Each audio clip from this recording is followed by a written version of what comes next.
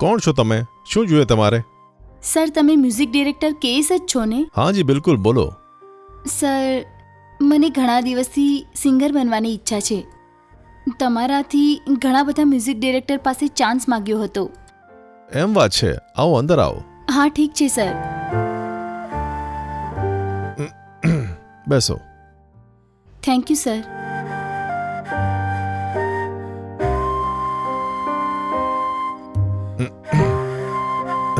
હવે બતાવો શું છે? મને મળવા કેમ આવ્યા છો? ડિટેલમાં બતાવો. સર, હું જ્યારે સ્કૂલમાં હતી ને ત્યારથી મને સિંગર બનવાની બહુ જ ઈચ્છા હતી સર. ઘણા બધા મ્યુઝિક ડિરેક્ટર પાસે પ્રયત્ન કર્યો, ઘણી બધી મ્યુઝિક કંપનીમાં પણ ટ્રાય કર્યો તો સર, કોઈએ પણ હજી સુધી એક ચાન્સ પણ નથી આપ્યો સર. તમે નવા સિંગરને ચાન્સ આપો છો એવું સાંભળ્યું હતું સર, એટલા માટે તમને મળીને ચાન્સ માંગવા માટે આવી હતી સર. મને તો બધા જ ગીતો ગાતા આવડે છે સર, મને કોઈ પણ રીતે એક ચાન્સ આપી દો સર. ચોક્કસ હું તમને ચાન્સ આપીશ. શું સર, સાચી જ કહો છો? ચોક્કસ આપીશ. Thank you sir. સારું, તમે ગીત ગાઓ તો હું સાંભળું તો ખરા. Okay sir. હું બોલેગા હું બોલેગા સાલા, હું બોલેગા હું બોલેગા સાલા. ખૂબ સારું ગાઓ છો. બીજું કોઈ ગીત ગાઓ તો. Okay sir. અરે સામી આજા સામી, બલમ સામી, પરમ સામી, સનમ સામી. અરે સુપર સુપર સુપર, ખૂબ જ સરસ ગાઓ છો. Thank you sir. તમારી પાસે સરસ ટેલેન્ટ છે. હું તમને ઓકે સર. પિક્ચરમાં ગાવા માટે ચાન્સ આપીશ. Thank you sir. આવતી ફિલ્મમાં હું તમને સિંગર બનાવીશ. ખૂબ ખુશીથી સર. સારું, હું તમને સિંગર બનાવું તો મને શું ફાયદો? મને કંઈ સમજાતું નથી સર. અરે મારો મતલબ છે તમને સિંગર બનાવું તો મારો શું ફાયદો? કેમ સર, એના માટે થોડા પૈસા આપવાના છે? ના ના, પૈસા તો બહુ છે મારી પાસે.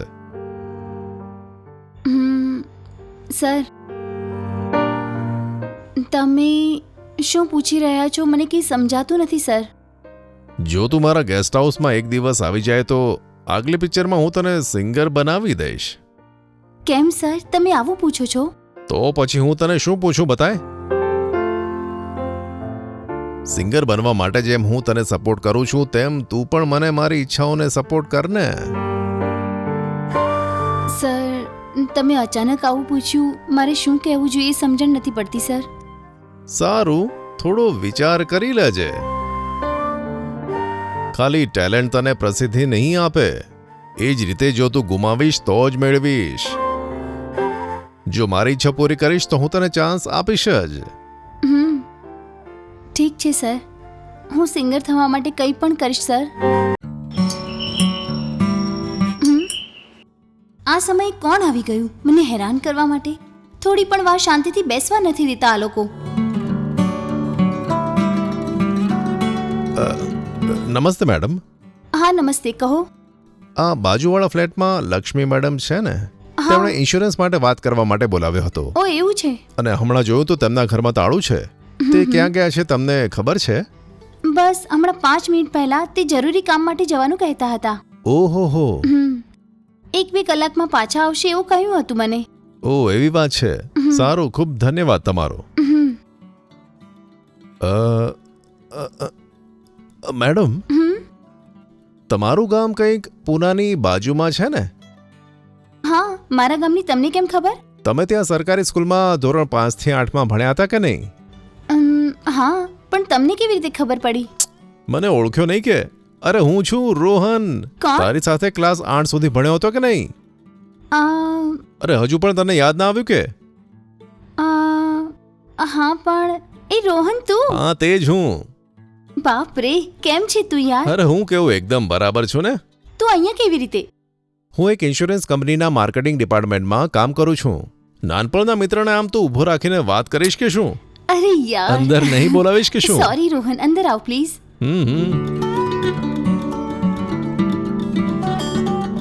બેસ તો ખરો. ચલ પહેલા કે શું લઈશ, ચા કે કોફી? કંઈ પણ ચાલશે, તારી જે ઈચ્છા હોય તે પીવડાય. ઠીક છે, હું હમણાં લઈને આવું. આ લે તારી ચા. ઓ થેન્ક યુ. વેલકમ.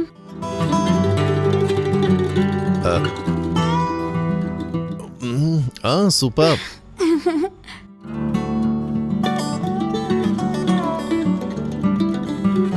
અને શું ચાલે છે મેં આજકાલ? કીધું ને કે ઇન્સ્યોરન્સ કંપનીમાં કામ કરું છું.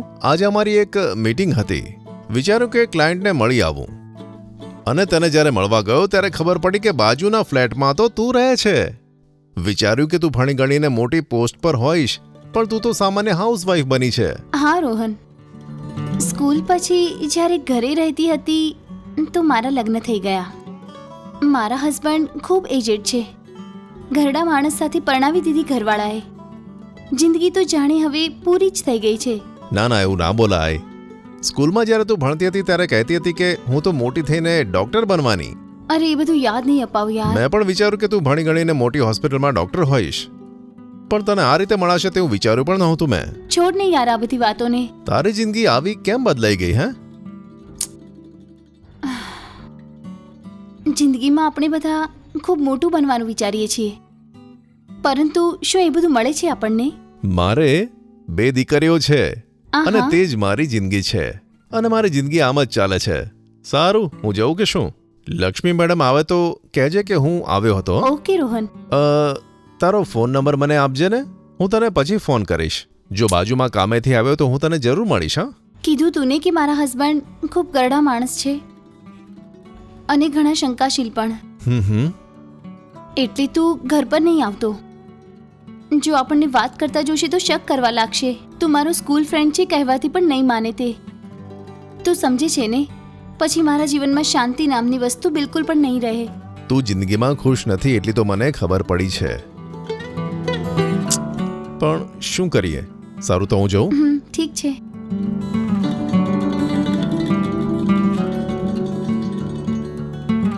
સારું, તો પછી મળીએ. હા જરૂર. ઓકે.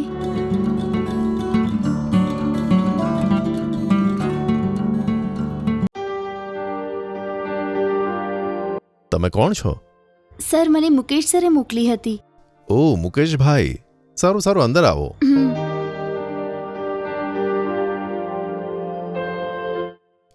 બેસો ને. Thank you sir.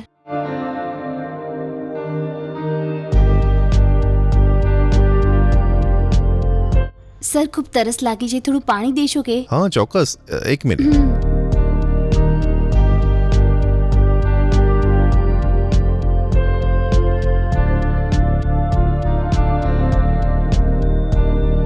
આલો.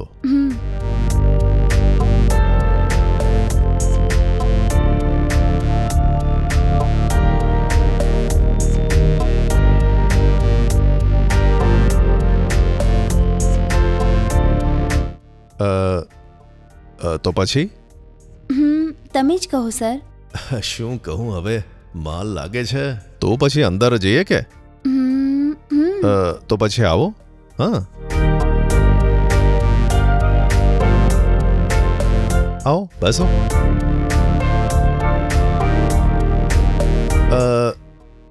તમે બેસો, હું જરા રિફ્રેશ થઈને આવું છું. બરાબર? હા ઓકે સર.